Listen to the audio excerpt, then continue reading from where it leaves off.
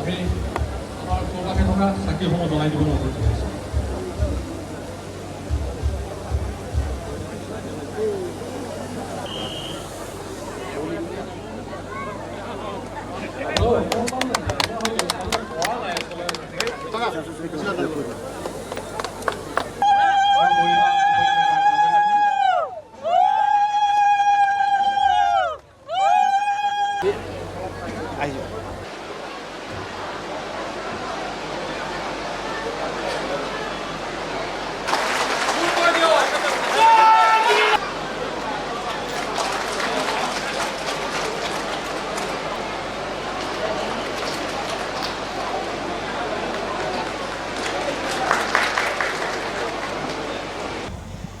প্ৰাণৰ শিল্পী জুবিন গাৰ্গৰ প্ৰতিমূৰ্তি আজি ফিল'বাৰীত আনুষ্ঠানিকভাৱে স্থাপন কৰা হৈছে আৰু আনুষ্ঠানিকভাৱে আজি প্ৰতিমূৰ্তি শুভ উন্মোচন কৰিবলৈ ফিল'বাৰীত আহি উপস্থিত হৈছে জুবিনদাৰ গৰিমা বৌ। আৰু এই মুহূৰ্তত মই দেখুৱাইছোঁ ডুমডুমা বিধানসভা সমষ্টিৰ বিধায়ক ৰূপেশ গোৱালা আৰু জুবিন গাৰ্গৰ সহধৰ্মিনী গৰিমা গাৰ্গে এই মুহূৰ্তত জুবিন গাৰ্গৰ প্ৰতিমূৰ্তি আজি আনুষ্ঠানিকভাৱে মুকলি কৰিছে। এয়া জুবিন গাৰ্গৰ প্ৰতিমূৰ্তি এই মুহূৰ্তত দেখুৱাইছোঁ, মোৰ সহযোগী সতীশ্বৰ হিমাংকই দেখুৱাইছে।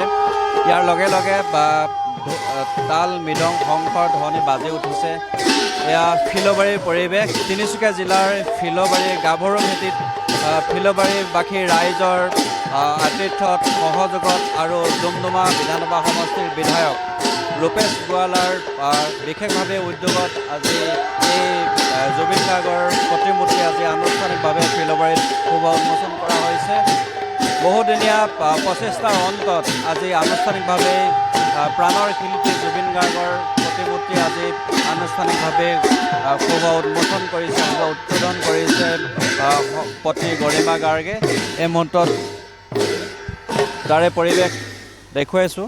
ডুমডুমা বিধানসভা সমষ্টিৰ বিধায়ক ৰূপেশ গোৱালাৰ সৈতে গৰিমা গাৰ্গ শইকীয়ানী আজি আহি জুবিন গাৰ্গৰ প্ৰতিমূৰ্তি আজি আনুষ্ঠানিকভাৱে মুকলি কৰিছে। এয়া তিনিচুকীয়া জিলাৰ ফিল'বাৰী গাভৰু ভেটিৰ পৰিৱেশ।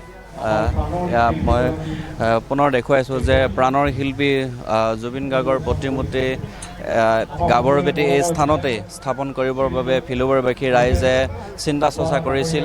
চিন্তা চৰ্চা কৰাৰ অন্তত আজি সেই শুভ দিনটো ফিল'বাৰীলৈ আহিল আৰু ফিল'বাৰীবাসী ৰাইজৰ আতিথ্যত আৰু ডুমডুমা বিধানসভা সমষ্টিৰ বিধায়ক ৰূপেশ গোৱালাৰ বিশেষ উদ্যোগত আজি জুবিন গাৰ্গৰ প্ৰতিমূৰ্তি আনুষ্ঠানিকভাৱে ইয়াত স্থাপন কৰা হৈছে আৰু সেই প্ৰতিমূৰ্তি আনুষ্ঠানিকভাৱে আজি জুবিন গাৰ্গৰ পত্নী গৰিমা শইকীয়া গাৰ্গে আহি শুভ মুকলি কৰিছে।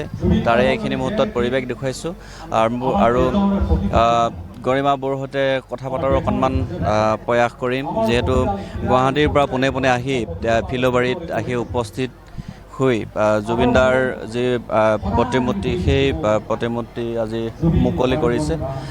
এই মুহূৰ্তত মই ডুমডুমা সমষ্টিৰ বিধায়ক ৰূপেশ গোৱালা ডাঙৰীয়া অকণমান কথা পাতিম যে ফিল'বাৰীবাসী ৰাইজৰ অপ্ৰাণ চেষ্টা আৰু আপোনাৰ বিশেষ উদ্যোগত আজি জুবিনদাৰ প্ৰতিমূৰ্তি আজি আনুষ্ঠানিকভাৱে মুকলি কৰা হ'ল। কেনেকুৱা লাগিছে, কি ক'ব বিচাৰিব? খুবেই ভাল লাগিছে।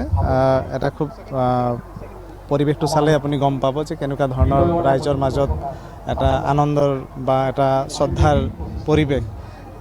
আমি মোৰ যোৱাটো কাৰ্যকালত নিৰ্বাচনৰ ঠিক আগে আনটাইড পুঁজিৰ পৰা আমি 10 লাখ টকাৰ এটা পুঁজি আগবঢ়াইছিলোঁ আৰু সেই পুঁজিৰে আমাৰ যিটো কনষ্ট্ৰাকশ্যন কমিটি তেওঁলোকে খুব ধুনীয়া কাম কৰিছে, খুব আটকধুনীয়া হৈছে, জেগাটো খুব সুন্দৰ হৈছে। আৰু ফিল'বাৰীৰ এইটো এটা প্ৰাণ কেন্দ্ৰ, ইয়াত ৰাস উৎসৱ সদায় ফিল'বাৰী ৰাইজে পাতে আৰু এই ৰাস মঞ্চৰ কাষতে তেখেতৰ যি মূৰ্তি আমি স্থাপন কৰিব পাৰিছোঁ, এইটো আমাৰ কাৰণে খুব ভাল কথা। আৰু ডুমডুমা সমষ্টিত এইটোৱে প্ৰথমটো মূৰ্তি আমি তেখেতৰ মূৰ্তি স্থাপন কৰা হৈছে, গতিকে খুব আনন্দৰ কথা।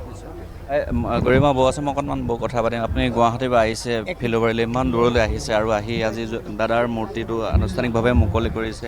এই মুহূৰ্তত যদি অকণমান ফিল'বাৰীবাসী ৰাইজৰ যিটো মৰম স্নেহ দাদাৰ প্ৰতি আছে। তেওঁলোকে ফিলবাৰীবাসী ৰাইজে ইমান আগ্ৰহেৰে ইমান মৰমেৰে শ্ৰদ্ধাৰে আদৰেৰে জুবিনক ৰাখিব বিচাৰিছে তেওঁলোকৰ মাজত, সেইটোৱে বহুত ডাঙৰ কথা আমাৰ কাৰণে। আৰু মই এনেকৈ অসমৰ ইমূৰৰ পৰা সিমূৰলৈ ঢপলিয়াই ফুৰিছোঁ ৰাইজৰ মাজত, এইটোৱে অনুভৱ কৰিবলৈ যে জুবিন আমাৰ মাজত আছে।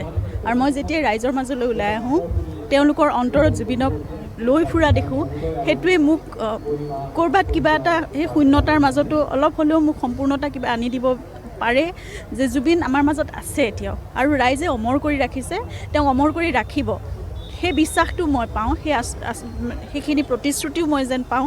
গতিকে মই সেইকাৰণে এই ইমান দূৰলৈকে মই আহিছোঁ, সেইদিনা দুলীয়াজানত আহি গৈছোঁহি, চেপনত আহি গৈছোঁ একেলগে, কিন্তু মই এনেকৈ ঢপলিয়াই ফুৰিছোঁ সেইকাৰণে যে জুবিনক মই বিচাৰি ফুৰিছোঁ সকলোতে, আৰু মই মানুহৰ মাজতে জুবিনক বিচাৰি পাইছোঁ। তেওঁ মোক সেইটোৱে কৈছিল যে মোক বিয়াৰ আগৰ পৰা সেই কথাৰে কৈছিল যে মই মানুহৰ মাজতেই থাকিম, মই কাৰো নহয়, মই তোমাৰো নহয়, মই দেউতাৰ মাৰো নহয়, মই মানুহৰেই হয়। গতিকে মই সেইকাৰণে মই জানো তেওঁ মানুহৰ মাজতে আছে, আৰু তেওঁ অসম এৰি ক'লৈকো যাব নোৱাৰে ৰাইজক এৰি।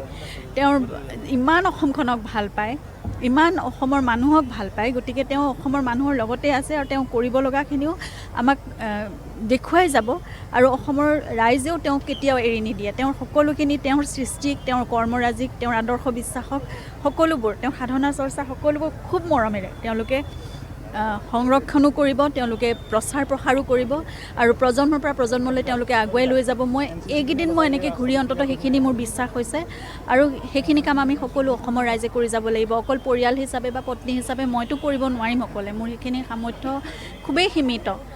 গতিকে সকলো ৰাইজৰ সহায় সহযোগিতা, মৰম আশীৰ্বাদ মোৰ লগত লাগিব, আৰু তেওঁলোকে সেইখিনি যদি কৰি থাকে তেনেহ'লে অসম বুলিয়ে নহয়, জুবিনৰ সত্তা অসমীয়াই প্ৰতিখন ঠাইলৈ বিশ্বৰ চুকে কোণে তেওঁলোকে কঢ়িয়াই লৈ যাব মই জানো। আৰু নতুন প্ৰজন্মই তেওঁক অনুধাৱন কৰি তেওঁক সকলোবোৰ বস্তু, তেওঁ জুবিন যুগৰ ল'ৰা ছোৱালী বুলি, জুবিনৰ দেশৰ সন্তান বুলি তেওঁলোকে পৃথিৱীৰ যিকোনো ঠাইতে য'তেই তেওঁলোক সফলতাৰে প্ৰতিষ্ঠিত নহওক কিয়, তেওঁলোকে সেই সত্তাটোৰ লগত কিন্তু লৈ ফুৰিব, সেই পৰিচয়ৰ লগত লৈ ফুৰিব, সেইখিনি মোৰ বিশ্বাস। আৰু মই আজি সঁচাকৈ অভিভূত, ইমান ৰাইজ একত্ৰিত হৈছে আৰু ইমান সুন্দৰভাৱে তেওঁলোকে আয়োজন কৰিছে।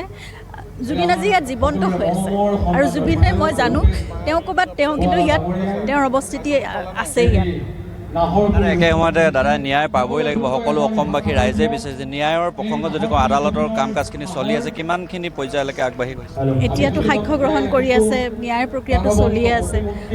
জুবিনৰ সত্তাক যেনেদৰে জীয়াই থাকিবলৈ সকলো ফালৰ পৰা অহোপুৰুষাৰ্থ কৰা হৈছে, তেনেদৰে ন্যায় ব্যৱস্থাৰ কাৰণেও সকলোৱে কিন্তু প্ৰাৰ্থনা কৰি আছে, নিজৰ ফালৰ পৰা যি কৰিব পাৰি সকলো কৰি আছে। আৰু সাক্ষ্য প্ৰদান কৰিবলৈ অসমৰ বিভিন্ন ঠাইৰ পৰা যিসকলে এতিয়া FIR দিছিলে তেওঁলোকক মাতি আছে, তেওঁলোকেও নিৰ্ভীকভাৱে আহি যিখিনি তেওঁলোকৰ ক'ব লগা আছে সেইখিনি কিন্তু তেওঁলোকে কৈছে, আৰু সহযোগ কৰিছে ন্যায় প্ৰক্ৰিয়াটোৰ লগত। আৰু সেইবাবে মই সকলোৰে ওচৰত কৃতজ্ঞ, ন্যায় প্ৰক্ৰিয়াটো সঠিক দিশত যাওক, আৰু সঠিকভাৱে সকলো যিমানখিনি এতিয়ালৈকে আমিতো ইতিমধ্যে গম পাইছোঁ অভিযুক্ত কেইজনৰ কথা, ধাৰাও লাগিছে। গতিকে সেই গোটেই কথাখিনি সাক্ষ্য প্ৰমাণ হ'ব সহ আদালতৰ মজিয়াত এতিয়া প্ৰমাণিত হওক, আৰু প্ৰতিষ্ঠিত হৈ দোষীয়ে কঠোৰতম শাস্তি পাওক, সেইটোৱে ডাঙৰ কথা। আৰু মানে যিমান পাৰি সোনকালে ন্যায় প্ৰক্ৰিয়াটো সুকলমে সম্পন্ন হওক, সেইটো আমি বিচাৰিছোঁ।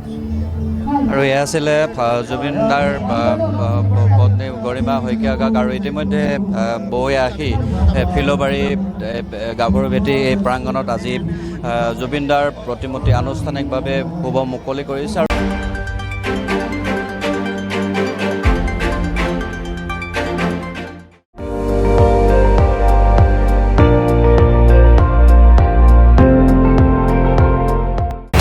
আপুনি চাই আছে ND24, সৰ্বশ্ৰেষ্ঠ নহয়, সৰ্বোত্তমৰ দৌৰ।